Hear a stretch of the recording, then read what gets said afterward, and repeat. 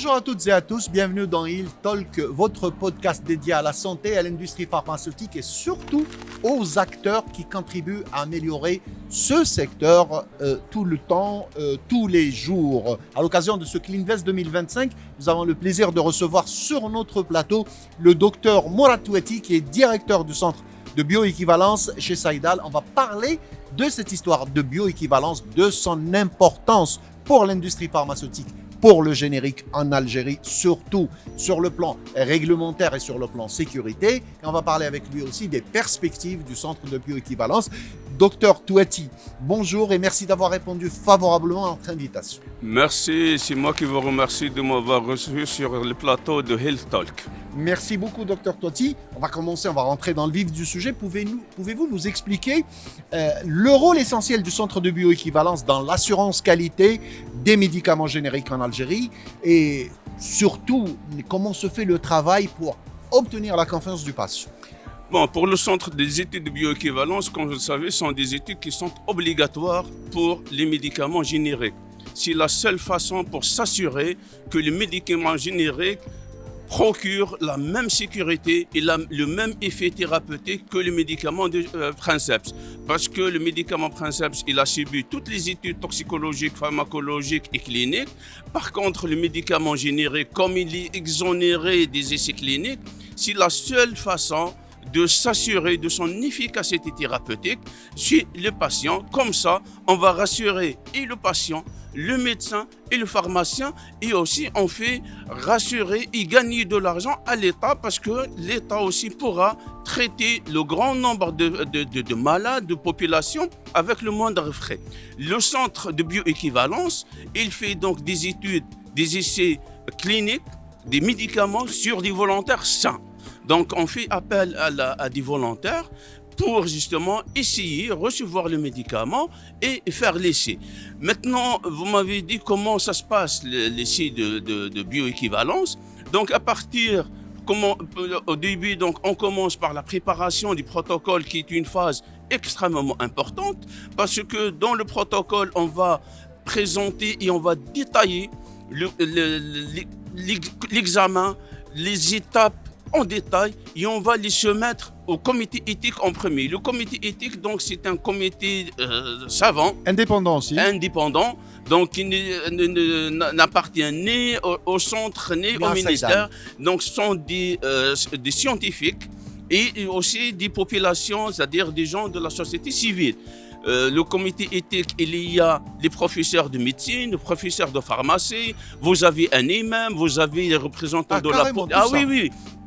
Parce qu'on est des musulmans, il y a des choses qu'on doit respecter aussi sur la dignité, sur les aliments, sur la façon de faire. Vous avez des représentants donc, de sécurité, tout ce qui est police, gendarmerie, qui sont aussi dans le comité éthique. C'est aussi vaste que ça. Absolument, parce que c'est un comité qui doit prendre la totalité. Il n'y a pas que le côté scientifique ou sanitaire.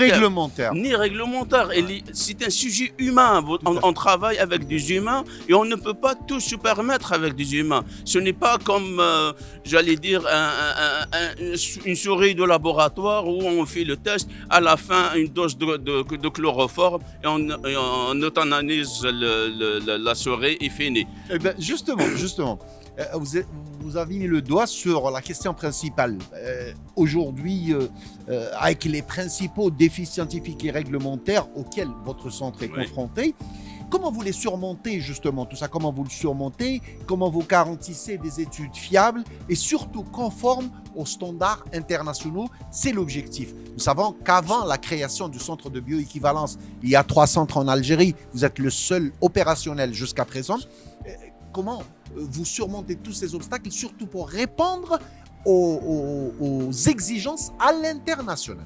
Très bien. Donc le fait d'être le seul, le premier centre opérationnel, ça met beaucoup de défis pour nous.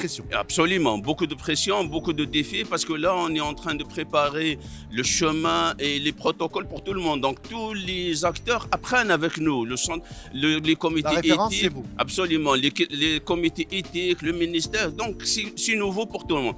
Nous, le challenge est encore double parce que on doit faire bien parce qu'on doit être un bon exemple, on doit être un exemple de réussite et de professionnalisme aussi. Donc le défi pour nous, donc nous travaillons sur, je dirais, 3 volets. Le premier volet, il est la formation du personnel, donc l'acquisition de know-how, de savoir-faire. Et pour ça, donc, nous avons fait appel à des experts internationaux qui ont réalisé plus de 1000 études réunies, donc ils sont 4. Donc, ils ont formé notre personnel, ils sont sur site, donc ils continuent à former notre personnel. Le deuxième volet de la formation, avec le groupe Saïdal et avec le partenaire ABV aussi, nous avons souscrit à des formations aux IASA. Donc, tout notre personnel se forme actuellement avec ICAP. ICAP, c'est Association for Clinical Research Personnel. C'est la référence dans la recherche. C'est une référence mondiale dans la recherche clinique. Et nous suivons maintenant des formations certifiantes. Ce n'est pas uniquement une formation pour assister, mais une formation qualifiante pour obtenir des certificats qui sont reconnus à l'échelle internationale. La deuxième formation aussi, elle est online avec le centre de formation aussi danois, donc dans la matière aussi des essais cliniques et de bioéquivalence. Aussi, c'est une formation certifiante pour notre personnel dans la recherche clinique et la conduite des essais de bioéquivalence et les biostatistiques. Le deuxième volet sur lequel, ou le deuxième défi auquel on est confronté, c'est le recrutement des volontaires. Maintenant, nous avons mené et nous menons toujours une campagne de recrutement, sensibilisation digitale sur les réseaux sociaux, et aussi on participe dans les événements comme par exemple cet événement de CleanVest pour recruter les volontaires. Très bien, docteur Touati, juste une parenthèse sur ça. Vous savez que c'est quelque chose de nouveau en Algérie. Donc j'ai envie de vous poser 2 questions importantes sur ça. Le volet recrutement des volontaires, ça fait peur. Quelqu'un qui vient pour les études cliniques, il ne sait pas ce qu'il va avaler. On connaît l'histoire, comment ça se passe. On donne le produit, on donne le placebo. On va voir la réaction de l'organisme humain. Comment vous mettez en assurance et en sécurité vos volontaires? Quelles sont les méthodes? Quel est le langage utilisé avec ces gens-là? Avec les volontaires, donc, on utilise un langage très très simple parce que les volontaires, ce ne sont pas des gens scientifiques, c'est monsieur tout le monde qui est volontaire. Le citoyen lambda. Le citoyen lambda, ça peut être un médecin, ça peut être un pharmacien, ça peut être un étudiant, ça peut être un maçon, ça peut être un chômeur, donc c'est monsieur tout le monde. À chacun, on utilise le langage qu'ils comprennent. Donc, on utilise un langage simple, basique, pour premièrement vulgariser l'essai clinique. Donc, on rassure le volontaire que premièrement, on n'est pas autorisé à faire du n'importe quoi. Le protocole, il est déjà validé par un comité éthique. Il est validé aussi par les autorités. Il y a l'État derrière pour justement qui, sur la base des protocoles qui sont présentés, s'assure que c'est safe parce que the safety of volunteers first. C'est ça le plus important. La sécurité du volontaire passe avant tout, avant l'étude, avant l'essai, avant les résultats scientifiques. Et en plus, ce qui est bien, c'est que les volontaires qui ont participé avec nous, ils sont prêts à revenir. Ils nous ont même proposé leurs enfants, leurs épouses, leurs frères, leurs soeurs. Ça veut dire qu'ils ont compris et adhéré justement. Et nous avons des témoignages qui disent avant l'essai, ils avaient une idée sur l'essai clinique, mais après l'étude, ils ont complètement un autre avis, ils ont complètement changé d'avis sur le sérieux et surtout le fondement scientifique de l'essai clinique. Un volontaire, c'est énorme, c'est complexe, ce n'est pas comme...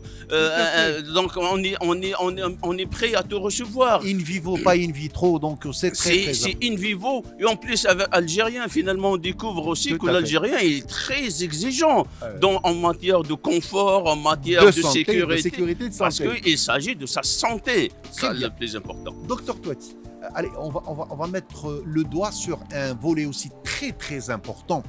Avant votre arrivée, avant l'arrivée de la bioéquivalence en Algérie, ça se faisait à l'étranger. Ça coûtait énormément cher, surtout pour les opérateurs économiques, c'est-à-dire les producteurs nationaux.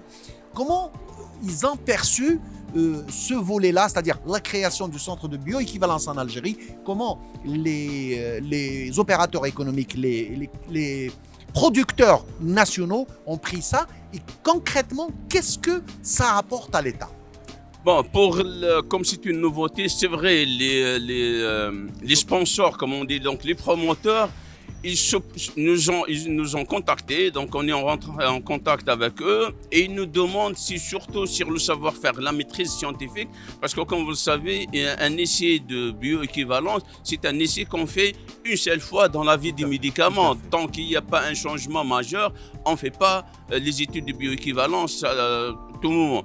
En plus, l'étude de bioéquivalence, c'est vrai, elle n'est pas aussi gratuite, elle coûte de l'argent. C'est ce qui rend les producteurs un petit peu réticents. Réticents, oui. Et le coût, ils le faisaient de toute façon, ils le faisaient à l'étranger. Le coût, en faisant une comparaison entre le coût qu'ils payaient, le prix qu'ils payaient et ce qu'ils doivent payer en Algérie. C'est vrai que c'est nouveau, ça peut être élevé, mais avec l'arrivée de tout le monde, de tous les producteurs et tout, les risques, les coûts vont être potentialisés. Absolument. Mais nous, le langage qu'on utilise avec les promoteurs, c'est que premièrement, l'étude de bioéquivalence est un investissement. Il ne faut pas la considérer comme une charge. Au contraire, c'est un investissement. Et en plus, son médicament aura plus de valeur, je dirais, marchande, parce qu'in fine, lui, pourquoi il fait les études? C'est pour gagner de l'argent. Donc, avec les études de bioéquivalence, avec les résultats de bioéquivalence, il va utiliser ces résultats comme argument commercial. Dire aux médecins, aux pharmaciens, aux malades, voilà, mon médicament, il est bioéquivalent aux médicaments de référence. Donc, vous pouvez l'utiliser en toute sécurité et vous n'aurez pas d'effet sur votre santé. Le deuxième argument qu'on utilise sont les études de bioéquivalence. Il ne pourra pas enregistrer son médicament, donc il disparaîtra du marché. Pour lui, est-ce qu'il a intérêt à rester sur le marché ou à disparaître? Donc, et le levier sur ça, un producteur local qui a l'habitude de faire ses examens de bioéquivalence, ses tests de bioéquivalence à l'étranger, est-ce que là, actuellement, avec la nouvelle législation, est-ce qu'il est obligé de le faire en Algérie? C'est une obligation ou il peut continuer à le faire à l'étranger? C'est peut-être ça le défi, c'est de le convaincre de le faire chez nous. Nous avons discuté, nous avons été les centres de bioéquivalence, nous avons été conviés au début de l'installation du Dr Kouédé, donc ministre de l'industrie pharmaceutique, où nous avons discuté bâton rompu, donc clairement et en toute sincérité sur les études de bioéquivalence. Donc la décision, c'est que les opérateurs doivent faire l'étude de bioéquivalence ici, en Algérie. Maintenant, si les trois centres de bioéquivalence disent que cette étude est irréalisable en Algérie, voilà, ils seront autorisés à faire l'étude à l'étranger d'une manière officielle. Parce que jusqu'à présent, toutes les études qui ont été faites à l'étranger, elles ont été faites d'une manière, je dis, officieuse, pas officielle. La preuve, le paiement, il n'a pas été fait à travers les banques, il a été fait je ne sais pas comment, mais ce n'était pas à travers les banques. Ça c'est vraiment un autre volet. Une autre question qui me vient à l'esprit, vous êtes référencé. Les certifications, c'est très important pour être ISO, ce qui vous permettra de réaliser, bien sûr, à moindre coût, pour des laboratoires étrangers, réaliser les études de bioéquivalence. Est-ce que l'étude de bioéquivalence qui sera réalisée à Saïdal pour un produit venant de Mauritanie, de Sénégal, est-ce qu'elle sera acceptée à l'international? Nous suivons les références internationales. Nous suivons donc le SIH E6 en matière de bonnes pratiques cliniques et nous suivons SIH E3 en matière de préparation du protocole et aussi le SIH E5 en matière de rapport de bioéquivalence. Donc nous suivons les standards internationaux. En plus, l'avantage que nous offrons aux promoteurs, c'est que nos rapports sont en anglais. Tous les documents que nous rédigeons sont en anglais. Ça aussi, c'est un avantage pour le promoteur. C'est-à-dire qu'il pourra utiliser le rapport à l'international sans frais supplémentaires. Et aussi, ici en Algérie, les autorités acceptent les protocoles en anglais. Donc, nous suivons des standards internationaux. Donc, il n'y a absolument aucune crainte. Et en plus, nous, quand on dépose le protocole, nous serons audités par l'organisme d'enregistrement. C'est ça, les conditions de certification. Absolument. Donc, nous, on répondra à toutes les questions que les autorités poseront. Donc nous rassurons le promoteur et nous allons l'accompagner ou le suivre jusqu'à l'obtention de son AMM, de son décision d'enregistrement à l'international. De mise sur le marché. Une dernière question, enfin c'est pas une question, vous en tant que leader, que patron, que directeur du centre de bioéquivalence, on rappelle que c'est une nouveauté en Algérie, c'est tout récent, si vous devez faire un appel sur 3 volets, pour le producteur national, pour le convaincre, pour les patients et pour les volontaires. Les volontaires pour les tests cliniques. Je vous laisse le mot de la fin pour ces messages-là. Moi, je commencerai par déjà les volontaires. Je leur rassure que tous les essais cliniques que nous faisons, que nous menons sont safe, sont sûrs et ne présentent absolument aucun danger pour leur santé. Nous, pour les promoteurs aussi, je lance un appel solennel à ces promoteurs pour se rapprocher des 3 centres de bioéquivalence. Je ne dis pas uniquement du centre. Promoteurs, c'est les producteurs, c'est-à-dire les producteurs des médicaments. Donc, je leur demande de se rapprocher de ces centres de bioéquivalence pour justement lancer ces études et leur permettre aussi de travailler. Et je les rassure que tout ce que nous faisons, il est scientifiquement fondé, il est défendable à l'international. Le 3e appel pour le malade. Absolument. Le malade, je l'appelle, je le rassure qu'il doit faire confiance aux médicaments génériques made in Algeria. C'est un médicament sûr. Et sur les résultats des études de bioéquivalence que nous avons obtenus, il y a au moins une étude déjà qui a montré une bioéquivalence de 98-75% par rapport au générique. Ça veut dire pour ne pas dire 100%. Donc le médicament générique made in Algeria, c'est un médicament qui obéit aux règles internationales et il est médicament safe, il est efficace aussi pour le malade.